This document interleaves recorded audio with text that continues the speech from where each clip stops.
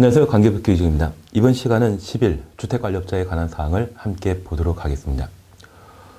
아파트 단지에 입주자 등이 입주를 개시하게 되면 세대 내부의 전유분에 대해서는 입주자 등이 직접 관리하게 됩니다. 그래서 아파트에 철제 대문 보신 적 있는데 그 철제 대문 안쪽 공간은 현재 거주하고 있는 입주자 등이 관리하도록 되어 있고 그 밖에 둘 이상의 입주자 등이 함께 사용하게 되는 계단, 복도, 주차장 등이 있습니다. 그러한 공용분에 대해서는 주체가 관리하도록 되어 있습니다. 관리층의 가장 대표적인 것이 바로 주택관리업자입니다.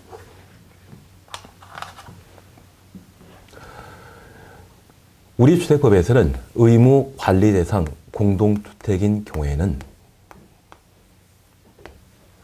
입주자 등이 스스로 구성한 자치관리기구가 관리하거나 주택관리업자에게 위탁하여 관리하도록 주택법에서는 관리 방법을 따로 정해 놓고 있습니다. 저 위탁관리 시에 주택관리업자가 공동택단지를 관리하게 되는데 저 주택관리업자는 가장 대표적인 관리 주체에 해당되게 됩니다. 그러면 주택관리업자가 공동택단지를 위탁관리하게 되면 의무관리상 공택은 보통 300세대 이상 공택을 의무관리대상 공동택이라 하고 이러한 경우에는 주택관리업자가 위탁하여 관리하게 됩니다. 입주자 등이 관리 방법을 위탁관리로 결정하게 되면 입주자 대표회의는 국토교통부 장관이 정하는 경쟁 입찰 방법으로 주택관리업자를 선정하고 그 주택관리업자와 관리 계약을 체결하게 됩니다. 그래서 저 주택관리업자의 관리 기간은 계약을 체결한 계약 기간, 약정된 기간 동안 해당 공택단지를 관리하게 되는데 그 관리 기간은 사적 영역에 해당되기 때문에 주택법인 공법 규정으로 함부로 결정할 수 없습니다. 다만 관리주체가 연속적으로 관리할 수 있도록 우리 주택법에서는 저 관리 기간을 정하게 되었을 때 장기 수선 계획의 조정 주기를 고려하도록 하고 있습니다.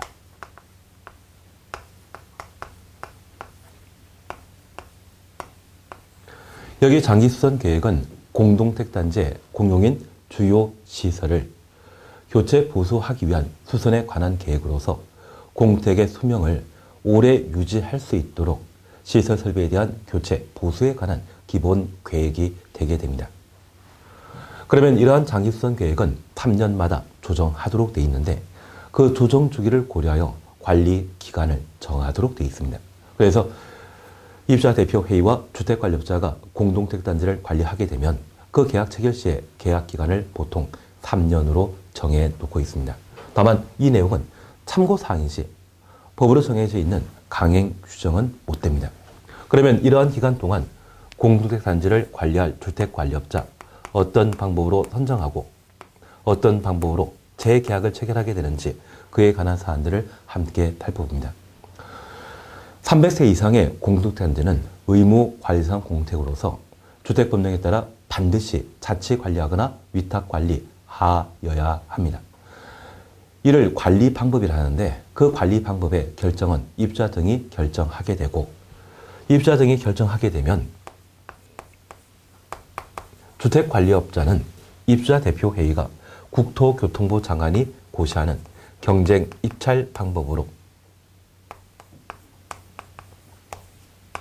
주택관리업자를 선정하고 선정 방법에 있어서는 비용 부담을 덜어주기 위해 전자 입찰 방식으로 주택관리업자를 선정하도록 하고 있습니다. 그러면 이러한 방법에 따라 주택관리업자가 선정되게 되면 저 기간 동안 해당 공택단지를 관리하고 기간이 만료되게 되면 동일한 주택관리업자와의 재계약 여부를 결정하게 되는데 이때 지금까지 관리했던 주택관리업자가 잘 관리했는지를 주민에게 물어보게 됩니다. 그러한 것들을 주민의 만족도 평가라 표현하는데 저 만족도 평가에 따라 동일한 주택관리업자와의 재계약 여부를 현재 결정하게 됩니다.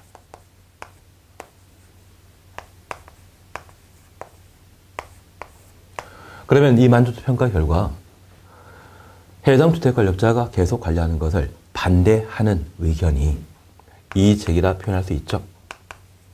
그러한 반대하는 의견이 10분의 1 미만인 경우라면 동일한 주택관리업자와 재계약 체결할 수 있습니다. 반면 10분의 1 이상이 계속 관리하는 것을 반대하게 되면 재계약은 물 건너 갔습니다. 사실 주택관리업자가 공동택단지를 관리하게 되면 그 관리기구에는 관리사무장과 일정한 직원, 장비를 확보하게 되는데 소장에 있어서는 참 다양한 부분들을 능력평가 대상으로 삼고 있습니다. 그 중에 가장 중요한 평가 기준이 있다고 하면 재계약에 해당되게 됩니다. 그러면 이러한 재계약과 관련되어 10분의 1 미만이 반대 의견 표명했을 때만 동일한 주택관리업자와 재계약 체결할 수 있고 10분의 1 이상이 반대하게 되면 그때는 물 건너 간 겁니다. 그러면 저 10분의 1 이상이 반대했을 때 그 반대가 아주 심해서 과반수가 반대하는 경우도 있겠죠. 그러면 10분의 1 미만이 반대한 때에는 동일한 주택관리업자와 재계약 체결 가능하고 이 재계약 시에는 경쟁 입찰이 아니라 수의계약 방식으로 처리하게 되는데 특별히 입주자 대표회의 구성원 3분의 2 이상이 찬성하게 되면 동일한 주택관리업자와 재계약 체결할 수 있습니다. 만족도 평가 결과 반대 의견이 과반수에 해당되게 되면 새로운 주택관리업자를 선정하게 되었을 때 새로운 주택관리업자 선정에 있어서는 경쟁 입찰 방법으로 선정하게 됩니다. 그때는 종전 주택관리업자가 입찰에 참가할 수 없습니다. 다만 10분의 1 이상이 반대하지만 과반수에 못 미치는 경우에는 입찰에 참가는 할 수 있습니다. 그런데 우리 나라 사람은 정이 많다는 이야기 들어본 적 있죠. 과반수가 반대하는 경우는 극히 없습니다. 드뭅니다.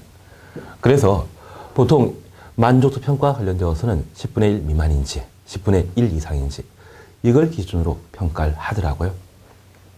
그러면 우리 교재 19페이지에는 동그라미 1번 관리기간으로서 장기수선 계획의 조정 주기 고려하여야 한다.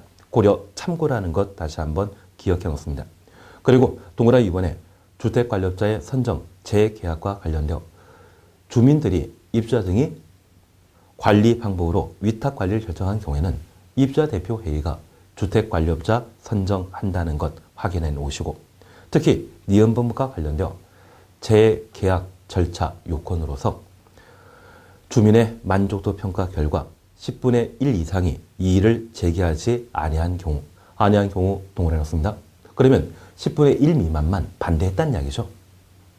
90% 이상은 계속 관리하는 부분에 대해 별도의 반대 의견을 제시하지 않았다고 하면 그제서야 입주자 대표회의 구성원 3분의 2 이상의 찬성으로 동일한 주택관리업자와 재계약 체결할 수 있습니다.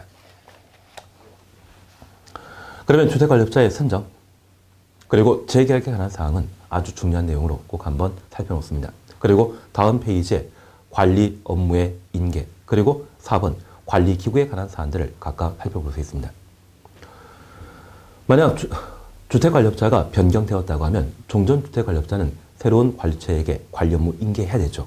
심지어 위탁관리에서 자치관리로 변경되게 되면 자치관리기구가 구성된 때 관리 업무를 인계하도록 되어 있습니다. 이러한 관리 업무의 인수인계에 있어서는 주택관리업자가 선정되거나 자치관리기구가 구성된 날부터 1개월 이내 관리 업무를 인수인계하도록 되어 있습니다. 그리고 주택관리업자가 공동택단지를 관리하게 되면 단지 안에는 관리기구를 두고 그 관리기구에 소장과 직원을 배치하게 되는데 특별히 주택관리사 등인 관리사무장이 결혼 발생하게 되면 15일 이내 새로운 주택관리사를 배치하도록 되어 있습니다. 한번 확인 정도 해놓습니다. 그리고 5번 주택관리업자 찾았습니다. 그러면 위탁관리를 담당하고 있는 주택관리업자, 저 주택관리업자의 본질이 무엇인지 주택관리업자에 관한 사항을 함께 살펴봅니다. 우리나라에서 각종 사업을 하게 되면 그 사업과 관련된 세금을 부담하게 됩니다. 그래서 저 사업을 하고자 한다고 하면 국가기관으로부터 일정한 인허가 절차를 거치도록 되어 있는데 최근 면세점 사업자 선정에 관한 문제, 신문방송에서 가끔 보신 적 있죠. 그러면 그 면세 사업은 관세청장으로부터 면세 사업에 대한 면허 받은 때만 해당 사업을 할 수 있습니다. 가끔 우리 주변에 학원 만들어진 거 본 적 있죠. 그 학원에 대해서는 교육청으로부터 학원 설립 인가 받은 때에만 그 사업을 할 수 있습니다. 대한민국에서 주택관리 사업을 하기 위해서는 시, 군, 구청장에게 등록한 때 해당 사업을 할 수 있는데, 주택관리업은 등록제를 채택하고 있다는 것 확인하시고, 그러한 등록관청은 시, 군, 구청장입니다. 특별히 의무관리상 공택을 관리하려는 주택관리업자는 시, 군, 구청장에게 등록하도록 되어 있는데, 여기 의무관리상 공택, 특정 공택에 대한 관리를 법령에 따라 의무적으로, 강제적으로 해야 될 대상을 의무관리상 공동택이라 표현하는 것이죠. 그래서 해당 공택에 대해서는 자치관리기구가 자치관리하거나 주택관리업자가 위탁관리할 대상을 말하는데, 저 의무관리상 공택은 현재 공동택의 세대수가 300세대 이상이거나 승강기 등이 설치되어 있는 공동택으로서 그 세대수가 150세대 이상인 것을 의무관리 대상 공동택이라 표현합니다.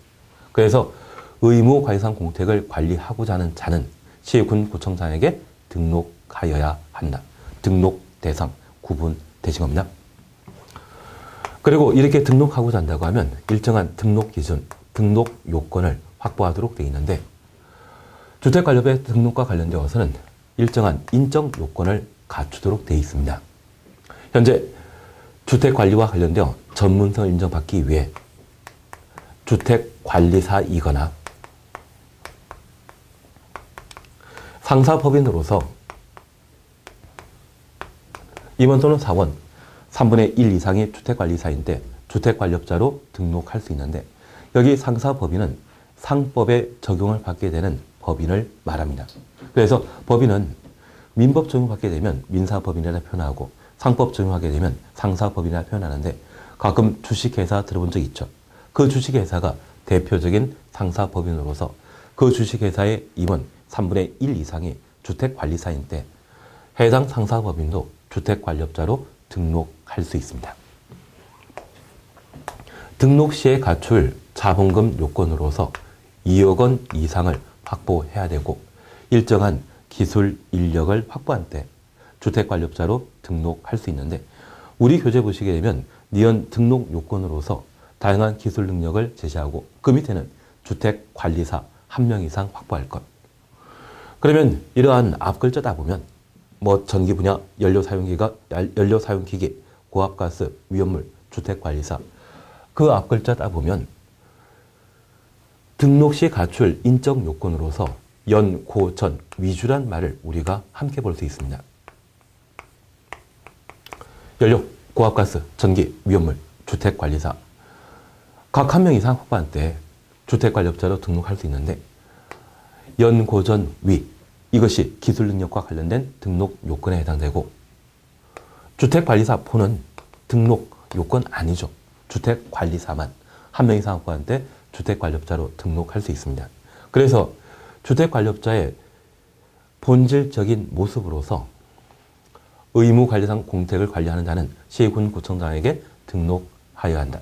그리고 자본금 요건 2억 원 이상이라는 것 확인하시고, 본은 주택관리업자 될 수 없죠. 사만 될 수 있다는 것 확인하시고, 등록 기준, 등록 요건과 관련되어 연고전 위주라는 말을 한번 확인하십니다.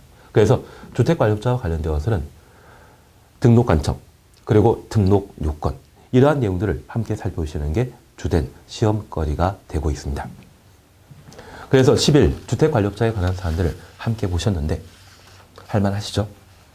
이제 21페이지에 12 관리 업무에 관한 사안들을 함께 살펴봅니다. 지금 우리가 함께 하시는 것은 관리 주체에 관한 내용을 함께 보고 있습니다. 관리체계 중에 가장 대표적인 주택관리업자, 위탁관리시의 관리주체이죠.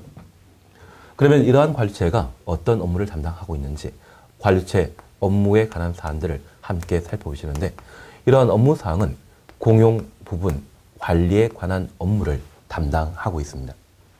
그러면 아파트 각 세대에 존재하는 각종 기계 장비 등에 대해서는 관리처의 업무 영역에 해당되지 않습니다. 가끔 아파트 단지 내 주민이 투독꼭지가 잘못되었다 또는 전구 교체 힘들다 해서 관리사무소 찾아오는 경우가 있습니다. 원래는 공용 부분이 아니기 때문에 고쳐줄 필요 없죠. 그래도 서비스를 제공한다는 그런 정신으로 고쳐줄 필요 있습니다. 그래서 기본적으로 관리처의 업무 영역은 공용 부분에 국한한다는 것을 기억하시고 그 공용 부분을 어떻게 관리하는지 대표적인 관리 방법으로서 안전관리 계획을 수립하는 것과 안전점검을 실시하는 경우가 있습니다. 그리고 이러한 두 가지 업무를 담당하기 위해서는 돈이 필요한데 그러한 재원은 바로 관리비에 해당하게 됩니다. 그러면 여기 안전관리 계획은 우리 이렇게 잠깐 살펴놓습니다. 가끔 특정한 기계 장비와 관련되어 안전사고를 예방하는 목적으로 해당 기계 장비에 대한 관리 책임자로서 네모난 딱지에 정보 책임자 누구인지 표시해 놓은 것 보신 적 있습니까? 그게 바로 안전관리 계획에 따른 안전관리자의 선임에 해당되는 것으로 특정 시설 설비와 관련되어 안전사고를 예방하기 위해 해당 시설 설비에 안전관리 책임자를 배치하는 제도인데 그게 안전관리 계획에 해당되게 됩니다. 그러면 이러한 안전관리 계획의 대상은 우리 교재에서는 1번부터 12번까지 나와 있습니다. 그 중에 9번 보시게 되면 연탄가스 배출기 찾을 수 있습니다. 그리고 가로 속에 세대별로 설치한 것을 제외한다. 그러면 관리처의 관리 업무 대상은 공용 부분 관리에 국한하게 되는데 세대별로 설치한 경우에는 전유 부분에 설치된 것이죠. 그 전유 부분에 설치한 것은 안전관리 계획, 관리처의 관리 대상이 못 됩니다. 그래서 전유 부분이란 말 쓰거나 세대별로 설치했다. 이 말 사용하게 되면 관리 업무 영역 범위에서 벗어난 것으로 파악해 놓습니다. 그래서 공용인 시설 설계에 대해서만 안전관리계획의 수립 대상이라는 것을 확인해 놓습니다. 그리고 2번 안전점검입니다. 여기 안전점검은 공동체를 구성하는 구조, 설비에 대한 하자 여부를 조사하는 것을 안전점검이라 표현합니다. 그러면 우리가 살아오시면서 안전진단 또는 각종 검사 이야기 들어본 적이 있습니다. 그러한 진단이나 검사라고 하면 저 안전점검보다 좀 더 수준 높은 전문적인 조치이고요. 여기에 안전점검은 단순한 육안으로 또는 단순한 장비로 공동주택 등의 구조 설비에 대한 하자 여부를 찾아내는 것을 안전점검이라 표현합니다. 그래서 안전진단과 비교하게 되면 아주 비전문적인 조치라고 생각할 수 있습니다. 의무관리상 공태의 관리체는 공동체의 구조 설비에 대한 하자 여부를 정기적으로 안전점검 방법을 통해 파악하게 되는데 그 관리체는 반기마다 공동주택의 구조 설비에 대한 하자 여부를 조사하게 되는데 저 반기라고 하는 것은 바로 6개월을 말합니다. 그러면 6개월마다 안전점검 실시한다는 이야기죠. 그리고 이 안전점검 결과 결함이 발견되었다고 하면 고쳐야 되죠.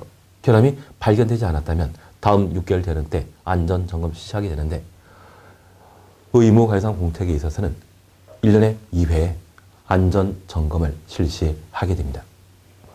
그래서 아파트 한 지나다니면서 어디 고장난 거 없는지 어디 부러진 곳 없는지 그것 찾아내는 것이 안전점검에 해당되게 됩니다. 그러면 안전점검 결과 하자가 발견되었다면 그 하자에 대해서는 입주자 대표회의에 하자 발견 사실을 통지하고 시군구청장에게 보고하며 이후 이에 대한 보수, 이용 제한 등의 조치를 취하도록 되어 있습니다. 그러면 저 하자가 발견되게 되면 저 하자에 대한 보수 방법으로 하자 담보 책임 기간 내 발견된 하자라면 여기 하자 담보 책임 기간은 공동택의 경우는 최대 10년간 하자 담보 책임 제도를 적용하고 있습니다. 그 10년 내 발생한 하자에 대해서는 사업체에게 고쳐달라 요청할 수 있고 하자 담보 책임 기간이 경과된 경우에는 내력 구조부에 해당되는 기둥, 내력 등의 하자 발생한 때에는 안전진단 실시하여 재건축 여부를 결정해야 됩니다. 그리고 시설 설비와 관련되어서는 공용인 시설 설비는 현재 장기 수선 계획에 따라 교체 보수하는 것과 장기 수선 계획 외 시설로 각각 구분하게 되는데 저 장기 수선 계획은 공동택의 수명을 오래 유지하기 위해 공동택을 구성하는 시설 설비에 대한 교체, 보수와 관련된 내용을 담고 있습니다. 그러면 우리가 자동차를 이용하다 보면 자동차에 윤활유 집어넣게 되었을 때 얼마 정도 운행하게 되면 그 윤활유 미리 교체해 줘야 되죠. 그렇게 함으로써 자동차의 수명을 오래 유지할 수 있는데 그런 기능을 가지고 있는 것이 장기 수선 계획입니다. 장기 수선 계획은 공택을 장기적으로 오래 사용하기 위해 시설 설비에 대한 교체, 보수에 관한 계획을 담아놓고 있는 것이 장기 수선 계획이 되게 됩니다. 우리 주택법에서는 저 장기 수선 계획에 따라 공택 소유자가 장기 수선 충당금을 부담하고 적립하게 되는데 그러한 장기 수선 자금으로 이를 교체 보수하도록 되어 있고요. 장기 수선 계획에 처해되는 시설 설비에 대해서는 관리 중에 수선 유지비로 시설 설비에 대한 교체를 하고 있습니다. 그래서 안전점검 결과에 관한 사항 저렇게 살펴봤습니다. 그래서 우리 21페이지에 동그라미 1번 안전관리계획 그리고 2번 안전점검 저렇게 함께 볼 수 있습니다. 그러면 이 안전점검 결과 하자 담보책임과 장기 수선 충당금에 관한 문제가 여기에 발생할 수 있죠. 그러면 13 하자 담보책임에 관한 사안들을 함께 살펴봅니다. 여기 하자 담보책임에 대해서는 가끔 자동차 회사에서 제조상의 결함이 발생했다고 하면 리콜을 실시한다는 것 들어본 적 있습니다. 그 자동차의 리콜은 제조업자의 손해배상 책임에 해당되는 것으로 하나의 하자 담보 책임이 됩니다.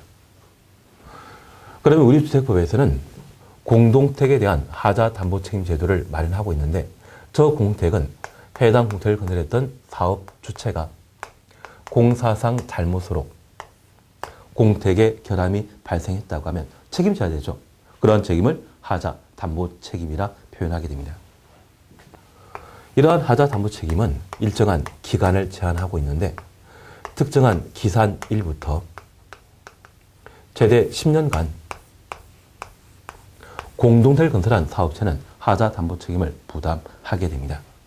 여기 기산일과 관련되어서는 전유 부분과 공용 부분의 기산 시점을 달리 정하고 있는데 우리 교재 보시면 공동택을 건설한 사업체는 전유 부분에 대해서는 입주자에게 인도한 날부터 하자 담보 책임 지고 공용 부분에 대해서는 사용 금사일부터 하자 담보 책임을 진다고 되어 있습니다. 그러면 이러한 기산일부터 최대 10년 동안 하자 담보 책임을 지는데 저 하자 담보 책임은 시설 설비에 대한 하자 담보 책임 1년부터 4년까지 구분하고 내력 구조부에 대한 하자 담보 책임에 대해서는 5년 그리고 10년 두 가지 형태로 하자 담보 책임 제도를 정해놓고 있습니다. 그래서 시설 설비와 관련되어서는 1년, 2년, 3년, 4년으로 각각 구분하고 있는데 특히 관리 실무에서 시설 설비와 관련된 하자 담보 책임을 자주 내고 있습니다. 특별히 철근, 콘크리트 공사, 지붕 방수 공사에 해당된다면 하자 담보 책임을 4년으로 정해놓고 있고요. 내력 구조부에 대한 하자 담보 책임에 있어서 수직 구조에 해당되는 기둥, 내력벽은 하자 담보 책임을 10년으로 하고 우리가 지금 밟고 있는 바닥이 있습니다. 그 바닥에 대한 하자 담보 책임기간은 5년으로 하자 담보 책임기간을 정해놓고 있는데 이런 기간 내에 사업체의 공사상 잘못으로 공택에 하자 발생했다면 그 하자에 대해 책임을 지도록 되어 있습니다. 그러면 우리 21페이지에 하자 담보 책임과 관련되어 최대 10년간 하자 담보 책임이 발생하는데, 특별히 전유 부분은 인도일부터, 공용 부분은 사용 검사일부터 시작한다라는 것 확인하시고, 입주자 대표이익 등의 청구에 따라 하자 보수하도록 되어 있습니다. 동그라미 2번 하자 보수 절차 찾으셨죠? 그러면 이 공동택에 하자 발생하게 되면 입주자 대표이익 관리체가 하자 보수 요청할 수 있는데, 저 입주자 대표 회의가 하자 보수를 청구하게 되면 그 요청에 따라 사업 주체는 15일 이내 하자 보수하도록 되어 있습니다. 그래서 하자 보수 요청에 대한 처리 기간은 며칠이다? 15일입니다. 하지만 입주자 대표 회의 청구에 사업체가 자기 책임이 아니라고 이의를 제기할 수 있는데, 이러한 경우에는 사업체는 입주자 대표 회의와 협의하여 해당 공택의 하자에 대해 자기 책임 있는지 여부를 조사할 수 있습니다. 이러한 것들을 하자 진단이라 표현합니다. 하자 진단 실시 결과 자신의 책임이 있다고 하면 그제서야 하자 담보 책임을 이행하게 됩니다. 그리고 입주자 대표회의 등의 하자 보수 요청에 대해 15일 이내 하자를 보수하지 않는다면 이 경우에는 입주자 대표회의는 하자 보수 보증금을 이용하여 직접 하자를 고치는 하자 보수 공사를 실시할 수 있습니다. 그래서 입주자 대표회의에 하자 보수 요청이 있다고 하면 며칠? 15일 이내 그 요청에 따르도록 되어 있다는 것 확인하시고, 저 입주자 대표회의의 하자 보수 요구에 대해 사업체가 이의 제기하게 되면 하자 진단 실시하고 그 결과에 따라 하자 담보 책임 이행하는 것이죠. 그리고 입주자 대표회의 등의 하자 보수 요청에 대해 아무런 답변을 못했다면 저 입주자 대표회의는 하자 보수 보증을 위하여 직접 하자 보수 공사 할 수 있다. 그래서 22페이지에는 동그라미 2번 하자 보수 절차와 관련되어 기억 하자 보수 요구에 대한 각각의 절차, 대응 상황들을 각각 서술하고 있습니다. 그 중에 15일이라는 말 꼭 한번 확인해 놓습니다. 그러면 랍은 사업체가 15일 이내 하자 보수 해주지 않는다면 입주자 대표 회의가 직접 하자 보수할 수 있죠. 그때 하자 보수 보증금을 지급받아 하자 보수 공사하게 되는데, 이 하자 보수 보증금은 사업체가 하자 담보 책임을 담보하기 위한 재원입니다. 다만 국가, 지방타단체, 주택공사, 지방공사인 사업체의 경우는 하자 보수 보증의 예치 의무를 면제 생략하고 있습니다. 이런 돈을 예치하지 않더라도 주택공사가 건설 공급한 아파트에 하자 발생하게 되면 주택공사는 국가기관이기 때문에 반드시 고쳐준다. 그러한 의미에서 하자 보수 보증의 예치 의무를 면제 생략하고 있습니다. 그리고 이 하자 보수 보증금은 하자 담보 책임기간이 만료되게 되면 사업체에게 돌려주도록 되어 있습니다. 그래서 다음 페이지에는 하자 보수 보증금의 반환에 관한 문제를 우리가 볼 수 있는데, 이 하자 보수 보증의 반환은 한꺼번에 돈을 돌려주는 것이 아니라 여러 차례에 걸쳐 나누어 반환하게 됩니다. 이런 형태를 순차적 반환이 하는데, 현재 공택의 구조 설비에 대한 하자 담보 책임은 6가지 형태입니다. 시설 설비는 1년, 2년, 3년, 4년으로, 내력 구조에 대해서는 5년, 10년, 6가지로 각각 구분하죠. 그래서 그 기간이 만료하게 된다면 하자 보수 보증금은 주택법령에 정해진 비율만큼 반환하게 되는데, 1년 경과되면 10%, 2년 경과되면 25%, 3년 경과되면 20%, 4년, 5년, 10년 차에는 각각 15%씩 하자 보수 보증금을 반환하게 됩니다. 이러한 반환 형태에 대해서는 뭘 한다? 순차적 반환이라 표현하는 것이죠. 그리고 두 번째입니다.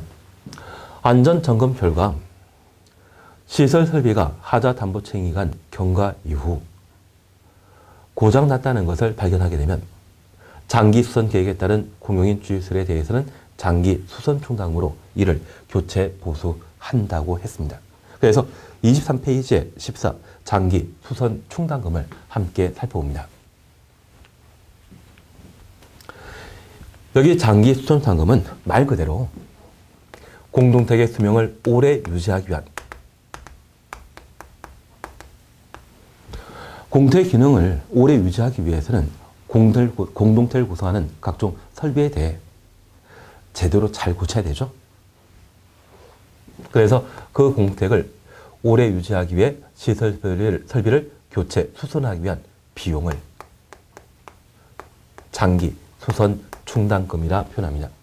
현재 장기 수선 상금은 주택법령상 장기 수선 계획 수립 대상인 때에는 장기 수선 상금을 반드시 적립하도록 되어 있는데 가끔 아파트가 아닌 일반 상가의 경우에도 장기 수선 상금이 적립되는 경우가 있습니다.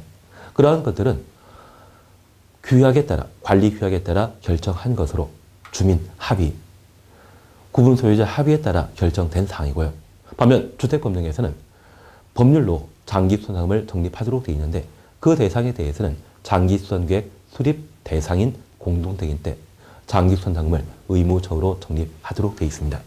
그러면 장기 수선 계획을 반드시 수립할 대상은 공동택 단지의 세대수가 300세 이상이거나 승강기가 설치되거나 중앙 집중 난방 방식 그리고 지역 난방 방식 건축허가 대상의 주상 복합 건축물을 주택법에서는 장기 수선 계획의 수립 대상으로 정해놓고 있습니다.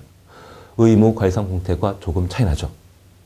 300은 같지만 승강기 등의 시설에 설치되었을 때 150세대 이상이라고 하면 해당 공택단지를 반드시 자체 관리하거나 위탁 관리하여야 한다.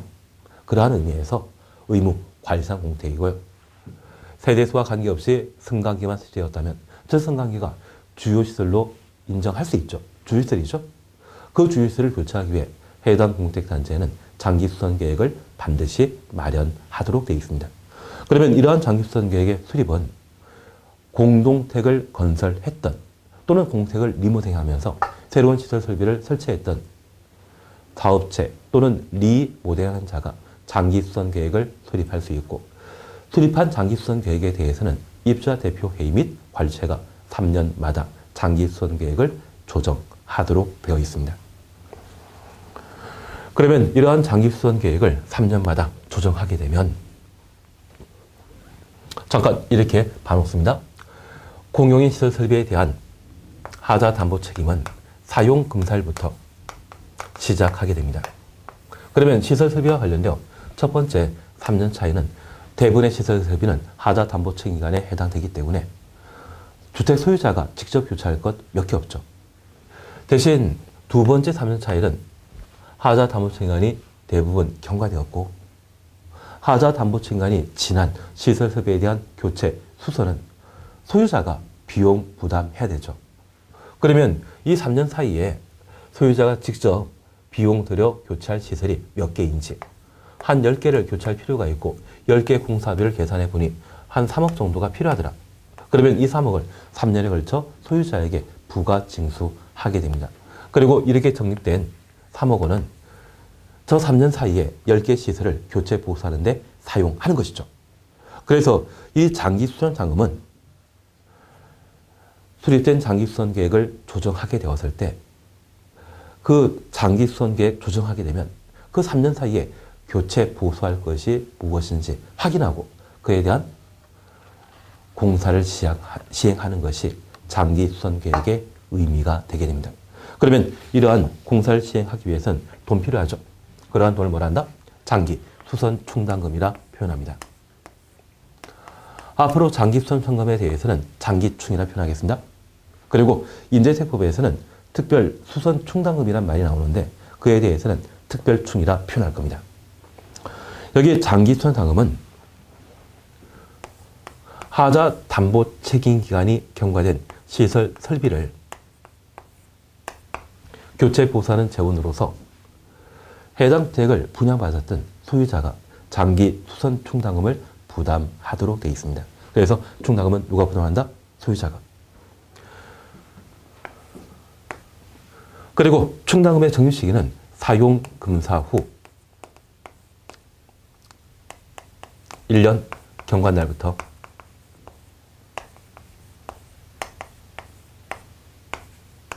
적립하게 되는데 저 1년 경과날이 속한 달에 충당금을 매월 징수 적립하게 됩니다. 그러면 시설 설비에 대한 하자 담보 책임 기간 중에 가장 짧은 것이 1년짜리 있죠. 그러면 1년 이내에 발생한 시설 설비에 대한 하자에 대해서는 사업체에게 고쳐달라 요청할 수 있지만 하자 담보 책임 기간이 1년짜리가 1년 지나게 되면 이제 더 이상 사업체에게 하자 담보 책임을 지울 수 없습니다. 소유자가 교체해야 되죠. 그래서 하자 담보 책임 기간이 경과되는 시점 1년 경과됩니다. 그런데 그날이 매달 10일에 해당되게 되면 관리비는 관리규약이 정하는 바에 따라 매달 말일날 부과 증서하는데 이중적인 부과 절차로서 비용 부담이 클 수 있죠. 통합 고지할 필요 있지 않습니까? 왜 속한 달이란 말이 나오는지 이해되시겠습니까? 그래서 적립시기에 대해서는 사용 금사일부터 1년 경과날이 속한 달에 매월 적립하도록 되어 있습니다.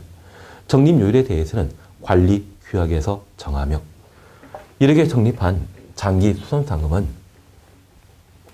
장기수선계획에 따른 공용인 주유세를 교체 보수하는 데 사용하게 됩니다. 그래서 장기수선 계획에 따라 사용하는 것을 원칙으로 하는데 예외적으로 장기수선 계획과 관계없이 사용할 수 있습니다. 그러면 24페이지에 장기수선 충당금의 사용 차시적 함께 보시면 이름이 있습니다. 장기수선상금의 사용은 장기수선 계획에 따른다. 다만 입주자 과반 서면동이 있는 경우는 다음 각 용도로 사용할 수 있다. 그래서 장기수선 자금은 원칙적으로 장기수선 계획에 따라 사용하도록 되어 있습니다. 다만 하자 삽입 분쟁 조정 비용 그리고 하자 진단, 하자 감정에 대한 비용 이러한 비용에 대해서는 입주자 과반 동의마다 사용할 수 있습니다. 그리고 나번입니다. 장기수선 자금은 관리처가 장기수선 충당금 사용 계획서를 장기수선 계획에 따라 작성하고 입주자 대표회의 의결을 거쳐 사용한다. 그래서 이 장기수선 자금은 장기수선 계획에 따라 사용하게 되었을 때 관리처가 장기수선 충당금 사용 계획서를 수립하고 입주자 대표회의의 의결을 거쳐 사용하게 되는데 장기수선 계획과 관계없이 하자 진단, 하자 감정 비용으로 사용하고자 한다면 그때는 입주자 과반 동의받아 충당금을 사용할 수 있습니다. 그래서 장기수선 계획에 따라 사용하게 되면 입주자 대표회의의 의결 필요를 하지만 장기수선 계획과 무관하게 하자 진단, 하자 감정 비용으로 사용하고자 한다면 누구? 입주자 과반 동의받아 사용할 수 있습니다. 그래서 장기수선자금은 공용인 주유소를 교체 보수하고 공택의 기능을 오래 유지하고 공택의 수명을 오래 연장하기 위한 재원이라는 것 살펴보시면서 누가 부담하는지, 적립식이 어떻게 되는지, 사용, 그에 관한 사항들을 각각 살펴봤습니다. 그리고 주택법과 관련된 마지막 내용으로 15, 입주자 등의 행위 제한을 함께 살펴봅니다. 공동택에 거주하는 입주자 등은 공택단지 내 다양한 행위를 취하게 되는데 그러한 행위가 공택에 이롭다고 하면 도움이 된다고 하면 제한할 필요 없죠. 해로운 행위인 때 제한하게 됩니다. 그래서 공택의 안전성을 훼손할 수 있는 그러한 행위라면 함부로 하지 못하도록 규제를 가하게 되는데 그러한 행위를 부주의한 사유로 하고자 한다면 시군구청장에게 허가받거나 신고하고 하도록 되어 있습니다. 그래서 행위 제한 대상 행위는 원칙적으로 시군구청장에게 허가받거나 신고하도록 되어 있는데 그러한 대상을 25페이지 박스에 1번부터 5번까지 열거하고 있습니다. 다만 이러한 행위 제한 대상 중에 경미한 사항에 대해서는 허가신고 대상에서 제외시키고 있는데 그걸 여기에서 표현해 주더라고요. 이 부분이 시험에 나가면 시군구청장에게 허가받거나 신고할 대상이다. 다음 중 잘못된 것. 그러한 형태로 시험 문제 나옵니다. 그러면 1번 용도 변경에 관한 사항입니다. 2번 공택을 신축, 증축, 개축, 대선, 리모델하는 경우. 그리고 3번 공택을 파손, 훼손하는 것. 가로 속의 내용 보십니다. 다음 항목 하나에 해당되는 경미한 행위는 제외한다. 허가신고 대상에서 배제한다는 이야기죠. 가, 창틀 문틀의 교체 동을 해놓습니다. 나. 세대내 천장, 벽, 바닥, 마감재 교체 동원해놨습니다. 다. 배관 설비의 교체. 그리고 라. 난방 방식의 변경 동원해놨습니다. 그리고 마번. 폐쇄로 텔레비전의 교체. 밥은 안내 표지판의 교체. 사. 우편함의 교체. 그러면 끝에 교체란 말로 끝나거나 변경이란 말로 끝나게 되면 시군구청장의 허가신고 대상 아니죠. 그래서 창틀 문틀의 교체, 난방 방식의 변경 이러한 행위들은 시군구청장의 허가 대상이 아닙니다. 행위 제한 대상 아니란 이야기죠. 그래서 행위 제한 대상과 경미한 행위를 각각 구분하는 것이 이쪽의 시험거리입니다. 그리고 최근에 개정된 사항으로 5번에 공동택의 재축 및 비내력벽의 철거는 시군구청장의 허가신고 대상인데 여기 비내력벽은 아파트에는 발코니와 침실, 거실을 구분하는 창문이 있는 벽면이 있죠. 그 창문이 있는 벽면을 비내력벽이라 표현합니다. 그러한 비내력벽 철거해야만 발코니 일부를 거실, 침실로 일부 바꾸어 사용할 수 있죠. 이러한 것들은 원초로 시군구청장의 허가신고 대상인데 입주자 공유 아닌 봉설의 비내력 철거는 제외한다. 입주자 공유 아닌 봉설의 비내력 철거는 시군구청장의 허가신고 없이 할 수 있는데 아파트 단지 내에 상가 건물이 있습니다. 그 상가 건물은 공유 아닌 봉설이죠. 그 상가 매장을 넓게 하기 위한 비내력 철거에 대해서는 시군구청장의 허가신고 대상이 아니란 이야기입니다.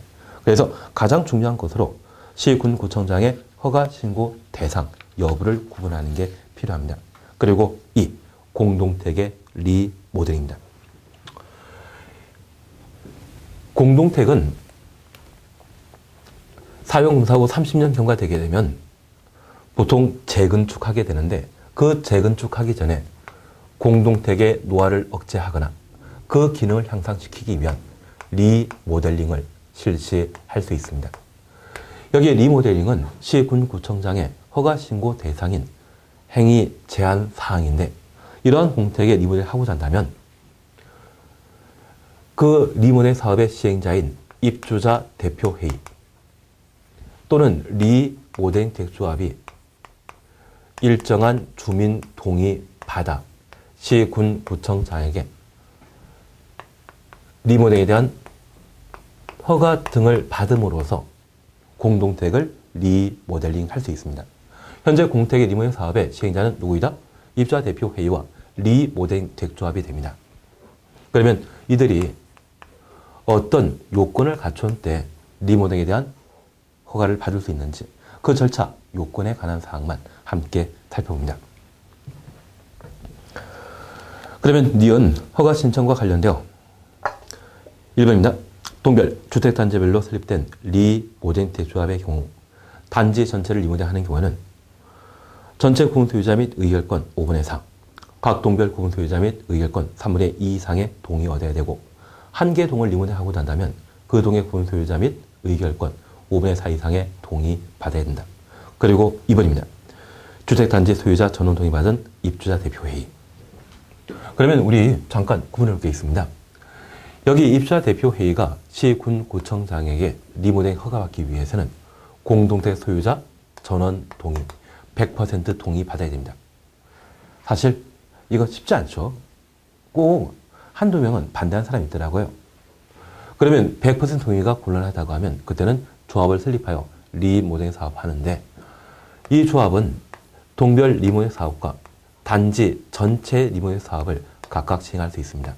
만약 한 개 동의 리모델링 사업을 시행하고자 한다면 5분의 4 이상의 동의 받아 시군구청장에게 허가 받을 수 있고요. 단지 전체를 리모델링 하고자 한다면 전체 구분 소유자 및 의결권 5분의 4